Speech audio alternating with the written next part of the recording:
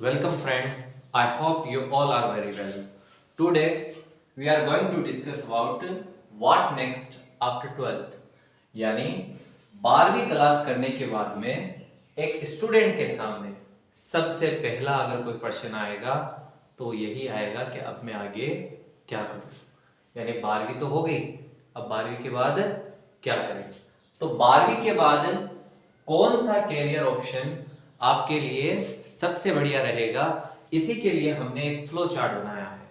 Basically ये flow chart उन बच्चों के लिए ज्यादा है जिनके पास पीसीबी है, यानी 12th में जिनके पास साइंस स्ट्रीम में बायोलॉजी है। हम मैथ के लिए, आर्ट के लिए, कॉमर्स के लिए अलग से वीडियो लेके आएंगे। अभी ये वीडियो उन स्टूडेंट के लिए ज्यादा सुटेबल है जो जिनके पास पीसीबी है, यानी जिनके पास biology as a optional subject है।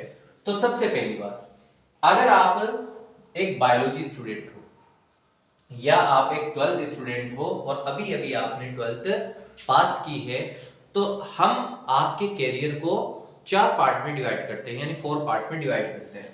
फर्स्ट, आप मेडिकल लाइन में अपना कैरियर बना सकते हो।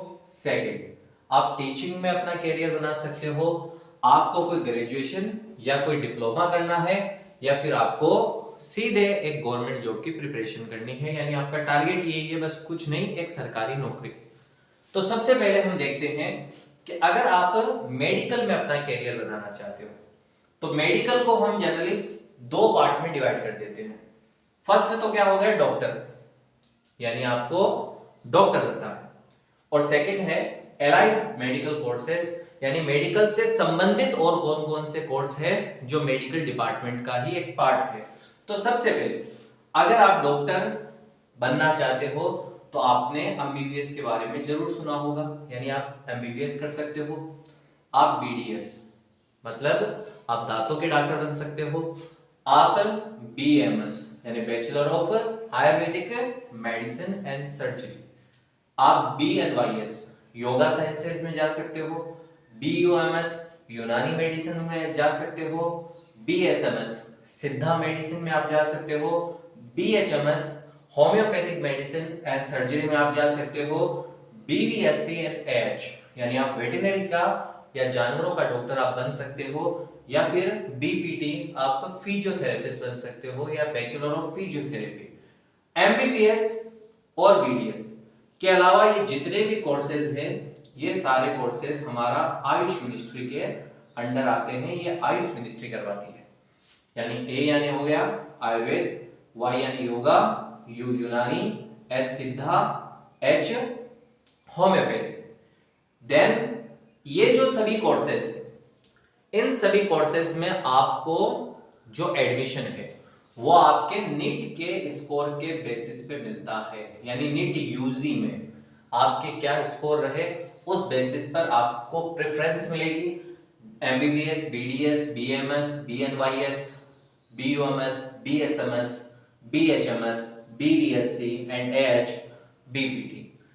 ये जो कोर्सेज है बीपीटी, कई कॉलेज आज भी ऐसी है जो बीपीटी के लिए अपना एक अलग से कंपटीशन एग्जाम करवाती है, और कई कॉलेज में बीपीटी आपको नीट के थ्रू मिलती है।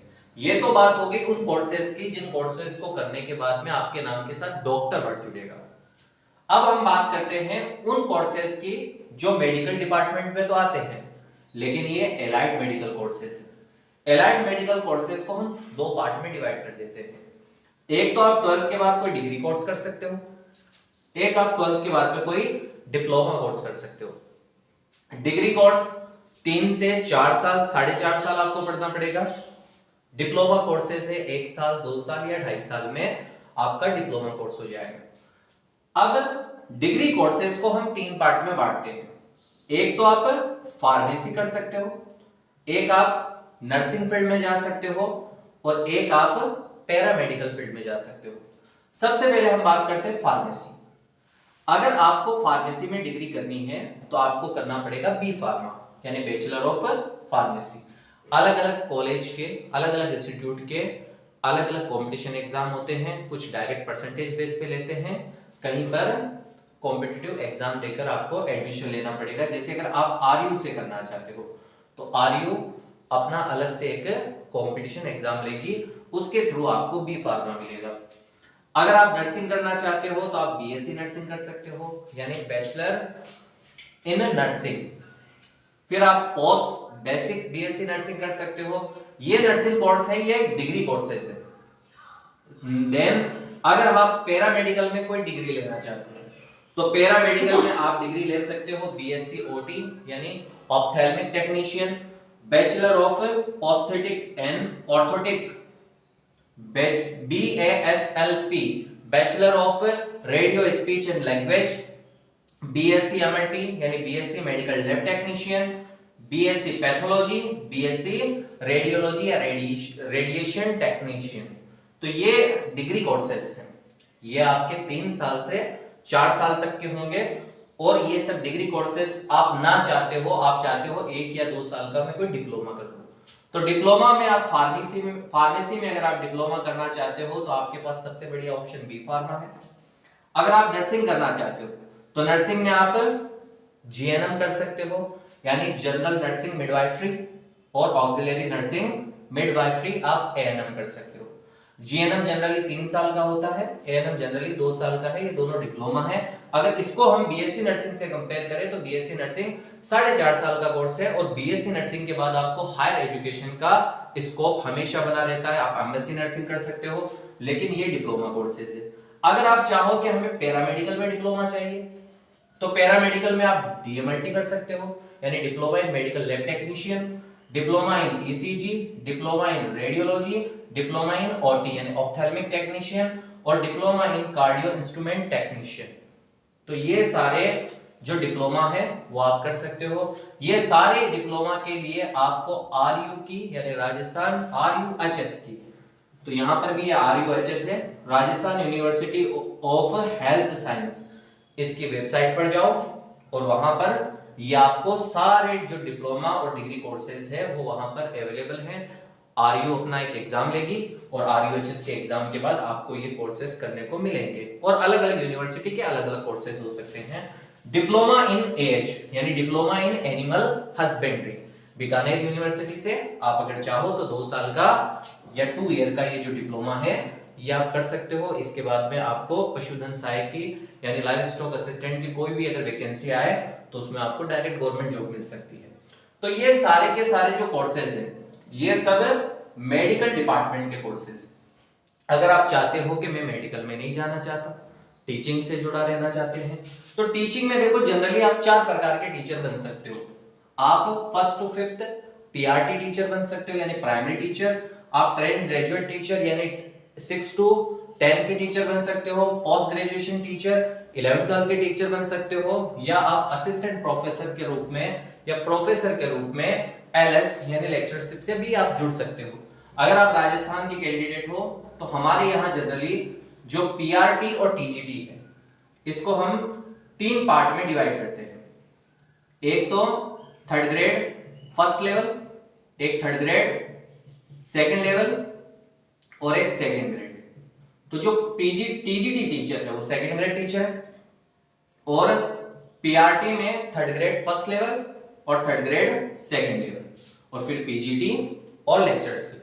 अगर आप पीआरटी टीचर बनना चाहते हो यानी आप चाहते हो कि आप नर्सरी के स्टूडेंट को या 1 to 5th क्लास जो प्री प्राइमरी है उन स्टूडेंट को अगर आप टीचिंग करवाना चाहते हो तो आपको 12th के बाद BSTC यानी basic school teaching certificate, NTT nursery teacher training, DED यानी diploma in education, DLED diploma in elementary education, ये सब 2 साल के डिप्लोमा होते हैं। आप ये डिप्लोमा कीजिए और इन डिप्लोमा के बाद में जो भी वेरियस इंस्टीट्यूट है जैसे KVS है, केंद्रीय विद्यालय, Navodaya Vidyalaya, army public school और अलग अलग स्टेट बोर्ड की जो स्कूल होती है उन सब में आप as a PRT teacher apply कर सकते हो। अगर आप चाहते हो कि मैं टीजीटी टीचर बनूं तो टीजीटी टीचर में पहले आपको ग्रेजुएशन करनी पड़ेगी, और ग्रेजुएशन के बाद आपको 2 साल का एक बीएड का डिप्लोमा लेना पड़ेगा यानी बीएड की डिग्री लेनी पड़ेगी। अब ये जो बीएड की डिग्री है आप अगर चाहो तो इसे ग्रेजुएशन के साथ भी ले सकते हो, क्योंकि आपको 3 साल की ग्रेजुएशन और 2 साल की बीएड 5 साल पढ़ने पड़ेंगे। अगर आप एक ड्यूल डिग्री लो यानी बीएससी बीएड, बीए बीएड, तो फिर आपको केवल 4 साल की ही पढ़ाई करनी पड़ेगी, आपका 1 साल का बेनिफिट होगा। अगर आप चाहते हो कि आप पीजीटी में जाओ या आप लेक्चरशिप में जाओ, तो उसके लिए फिर आपको ग्रेजुएशन के बाद में कोई भी पोस्ट ग्रेजुएशन भी करनी पड़ेगी। अगर आप पोस्ट ग्रेजुएशन कर लेते हो तो आप एक पीजीटी टीचर के लिए एलिजिबल हो। लेकिन अगर आप पोस्ट ग्रेजुएशन के बाद आप चाहते हो कि किसी कॉलेज में या किसी यूनिवर्सिटी में आप असिस्टेंट प्रोफेसर के रूप में काम करें, तो फिर आपको पहले जो अलग अलग स्टेट सेट एग्जाम करवाते हैं, यानी स्टेट एलिजिबिलिटी टेस्ट, और सेंटर नेशनल लेवल पर जो नेशनल एलिजिबिलिटी टेस्ट है यानी नेट, जिसे यूजीसी और सीएसआईआर करवाती है, वो आपको करना पड़ेगा। और उसके बाद में आप लेक्चरशिप के लिए एलिजिबल हो। उसके बाद में अगर हम बात करते हैं, आपको अभी केवल हायर एजुकेशन लेनी है, आपको जॉब नहीं चाहिए या जॉब के बारे में आप बाद में सोचेंगे, तो उसके लिए आपको अपनी हायर एजुकेशन जारी रखने के लिए आप अगर चाहो तो कोई डिप्लोमा कर सकते हो 12th के बाद, या 12th के बाद कोई डिग्री ले सकते हो। यानी आप ग्रेजुएशन कर सकते हो और आप कोई डिप्लोमा कोर्स कर सकते हो। अगर हम डिप्लोमा की बात करें तो 6 महीने से लेकर 2 साल तक के अलग अलग डिप्लोमा अवेलेबल होते हैं, जैसे diploma in event management, diploma in fashion designing, diploma in foreign language, आप किसी भी दूसरी लैंग्वेज में, जैसे आप फ्रेंच का कोई कोर्स कर सकते हो, आप रशियन का कोई कोर्स कर सकते हो, फिर आप लैंग्वेज ट्रांसलेटर के फॉर्म में काम करोगे। डिप्लोमा इन जर्नलिज्म, आप आईटीआई कर सकते हो, आप पॉलिटेक्निक में कोई डिप्लोमा ले सकते हो, या आप लाइब्रेरियन का कोई डिप्लोमा ले सकते हो। इसके अलावा और भी बहुत सारे डिप्लोमा है, यानी आप फिशरीज का डिप्लोमा कर सकते हो, पोल्ट्री का डिप्लोमा कर सकते हो, एनिमल हस्बेंड्री के अलावा अगर आप और दूसरे जैसे हॉर्टिकल्चर का डिप्लोमा कर सकते हो। ये सारे डिप्लोमा के अलावा अगर आप चाहते हो कि आपको ग्रेजुएशन करनी है, तो ग्रेजुएशन के लिए आप बैचलर ऑफ साइंस यानी बीएससी, बीकॉम, बीए, अगर आप साइंस के स्टूडेंट हो तो आप इनमें से कोई सा भी कोर्स करने के लिए एलिजिबल हो। हाँ, अगर आप आर्ट्स के स्टूडेंट हो तो आपको बीए करना है, कॉमर्स के स्टूडेंट हो तो आपको बीकॉम करना है, और साइंस के स्टूडेंट हो आप बीएससी कर ही सकते हो। इनके अलावा अगर प्रोफेशनल कोर्स में जाना चाहो तो आप बैचलर इन कंप्यूटर एप्लीकेशन यानी बीसीए कर सकते हो, बैचलर ऑफ बिजनेस एडमिनिस्ट्रेशन यानी आप बीबीए कर सकते हो। इनके बाद अगर आप चाहो तो एमसीए, एमएससी, एमकॉम, एमए और एमबीए के कोर्सेज कर सकते हो। इनके बाद अगर आप टीचिंग में जाना चाहो तो इनमें से किसी कोर्सेज के बाद आप बीएड कर सकते हो, और अगर आपको वकील बनना है तो फिर एडवोकेट बनना है तो आप आगे जाकर एलएलबी भी कर सकते हो। अब हम बात करते हैं उन स्टूडेंट के लिए जनरली जिनको केवल गवर्नमेंट जॉब चाहिए। अगर आपको गवर्नमेंट जॉब चाहिए तो पहले तो आपको ये डिसाइड करना पड़ेगा कि आपको किस डिपार्टमेंट में जाना है। यानी आपको पुलिस में जाना है, आप डिफेंस में जाना चाहते हो, डिफेंस यानी आर्मी में, नेवी में, एयरफोर्स, पैरामिलिट्री, आप बैंकिंग में जाओ, रेलवे में जाओ, आपको सिविल सर्विस की तैयारी करनी है, या आपको कोई रेवेन्यू डिपार्टमेंट चाहिए। अब ये सेंटर के भी हो सकते हैं और आपके स्टेट के भी हो सकते हैं।